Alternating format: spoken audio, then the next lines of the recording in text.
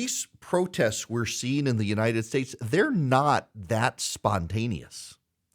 They are better organized, I think, than most people realize. So there are apps. There's WhatsApp, which is a messaging app. Telegram is one of the messaging apps, and Telegram does massive group chats. And Telegram is where a lot of the fringier groups on the internet exist these days. And they organize on apps like Telegram and WhatsApp, and they message each other. And if you know the right people, you get access to the accounts, and they're organized by a lot of progressive groups that believe in mobilization and protest. Arabella Advisors is one of the shadowy progressive groups that manages money for the wealthy progressive set. I think George Soros runs some money through there. Essentially what Arabella Advisors does is it allows philanthropists on the left to fundraise for progressive causes with money overseen by Arabella Advisors that flows it then to progressive groups. They're not the only ones. There are a number of left-wing foundations, the Ford Foundation and others, that fund money to these left-wing causes, and much of the money comes from progressive trust funders. So, for example, the Getty Foundation is funded by the oil profits of John Paul Getty, and his descendants are now very far-left trust funders who are using the money to fund climate protests against big oil companies that ironically funded the Getty Trust. Side note, tangent. I want to grow my radio show. I want to get rich off of radio. I'm probably the last person who thinks you can still make some money out of radio. I would like to grow my revenue significantly, to provide my family a more comfortable existence, to be able to have access to a private jet, NetJets, Priority Jet, something to be able to, when I want to take a trip, I don't have to rely on Delta. I can just summon a plane and go.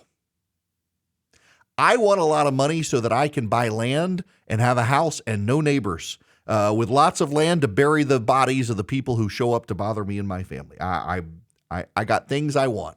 I want a beach house. I want money. I do. Make no apologies. I want a comfortable existence for my family and friends. When I take friends of mine to Las Vegas, rarely do they have to pay any money. I cover the cost. I want to be able to do stuff like that. Now, I bring all that up in this as a tangent because I bring it up because I'm more and more mindful of the fact that a lot of the people we see in the streets and organizing these protests come from wealth. And their families, they were not churched. Their kids are not churched. They don't share my values. But also what happens over time is even among people who are conservative and of faith, their children and grandchildren, if left to their own devices with lots of money, lose their way. Money can corrupt. You cannot serve God and money. Money itself is not the problem. It's the desires that money builds within people that are the problem. And we see this on the left more and more.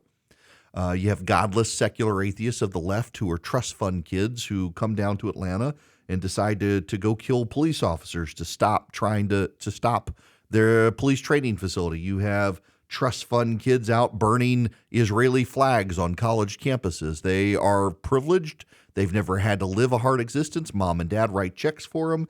They don't appreciate what it means to work and to serve. They're self-centered, ungrateful, and spoiled. I don't, as much as I want money, I don't want that for my kids. To some degree, I guess it's good for me that my show is growing and my income is growing as my kids are getting older. So my one kid will be off to college next year and the other one's got 3 years left before going to college. So they will be out and working and making their own way in the world, as opposed to I know people who are extremely wealthy who have young kids, and those young kids have never known not having a private plane and a nanny and multiple houses.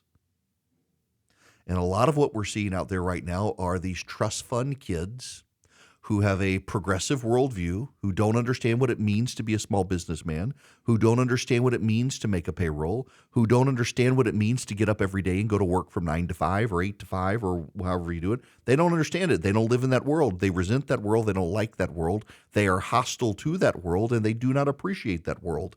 And so they give their money or their time and their talents to causes that are anathema to those things. And they somehow think that they can make the world a better place by undermining the very core existence of how the world got to where it is as a good place. Capitalism has elevated more people out of poverty than any other ideology. It's not a bad thing. It's helped the poor become rich.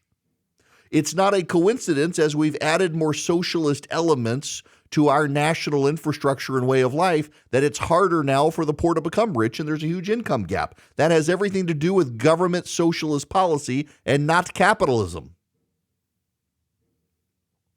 But these people are out marching for causes that they do not appreciate. I dare any one of the Gays for Palestine supporters to go be openly homosexual in Gaza City and see what happens to you. I dare you to. I saw a big sign the other day. It said, Queers for Palestine. I dare you as a queer person to go openly be a queer person in the Palestinian territory of Gaza and see what happens to you within 24 hours. You're not going to be waving the rainbow flag in Gaza City and live to tell about it. But they don't really care. They don't really care. They're there to protest. And that's the thing that's happening right now, is a lot of these people have nothing better to do but protest. Their life revolves around protest.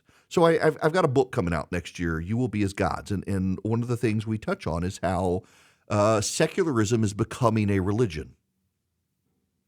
It has all the elements of religion. It has liturgies, it has orthodoxies, it has doctrines, it has ecclesiology. What is ecclesiology? Ecclesiology is the way you run a religion, the way you run a church. You have hymn and you have prayer and you have sermon and you have tithing. You have commitments and obligations and you operate in certain ways in a certain liturgy. The left has this as well. Instead of going to church, you go to protest. It is a religious experience for these protesters to go protest. It is a tenet of their religion. Muslims go on Hajj, Christians go to church, and progressives go to protest. It's what they do.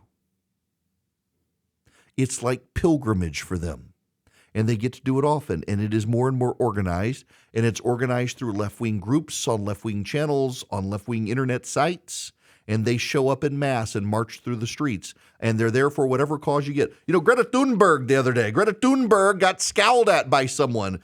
Greta Thunberg in the Netherlands was on stage at a climate justice rally and allowed these two women from Gaza to come talk about, oh, the poor Palestinians, oh, the poor people of Gaza. And she said we can't have climate justice without justice for these people. And some guy got on stage, snatched the microphone away from her, and said he came here to protest the climate, not hear about not a political sermon about Gaza. It's remarkable how in progressive circles you've got to embrace all the other progressive orthodoxies. It's actually way more groupthink than conservatism, where you have conservatives who agree and disagree a lot. But the progressivism, it's not a surprise that Greta Thunberg has come out for climate and for the alphabet gang rights and for the rights of the people of the Gaza Strip and pro-Palestinian, pro-Hamas, anti-Israel. Of course, it's all part of the orthodoxies of the secular religion taking shape, and they are highly organized people. The climate justice people organized with the pro-Hamas people, organized with the Black Lives Matters people, organized with the climate people, organized with the circle goes on and on and on. And they use internet apps and they coordinate it, and every time there's a protest, they all show up. Even though their cause may be somewhat different, they come for that cause too, because it is a religious act of service for them to participate in the protest. And if they get arrested, they become martyrs for the cause. There's a lot of martyrdom in this new secular religion, but it is deeply organized. It is not a spontaneous act of faith. It is organized behind the scenes, and they get people to show up. And what you should be stunned by are the numbers of people showing up. It's the climate activists suddenly become the Palestinian activists, become the gay rights activists, become the liberation activists, become the Black Lives Matters activists. It's all the same people turning out for the same causes, all different causes, but the same people. They show up over and over and over for the secular protest because it's a religious act. It fulfills something in their soul that tells them they need to be a part of something greater than themselves. Normal people go to church. Crazy people go burn down America in the name of protest. It's what the left does these days, and we should all be alarmed by this growing violence within it, growing idea of engaging in violence, all while at the same time saying it's not violence. Words being twisted on in to get them out of responsibility for their actions. This is what's happening more and more. It's becoming increasingly dangerous, and it's spreading around the world. These left-wing agitators are increasingly violent, and they will come for you and me at some point unless we deal with it effectively. And to deal with it effectively, we've got to have a Department of Justice that doesn't actually go after conservatives praying at abortion clinics, but goes after protesters who are burning down America in the name of some sort of left-wing justice cause.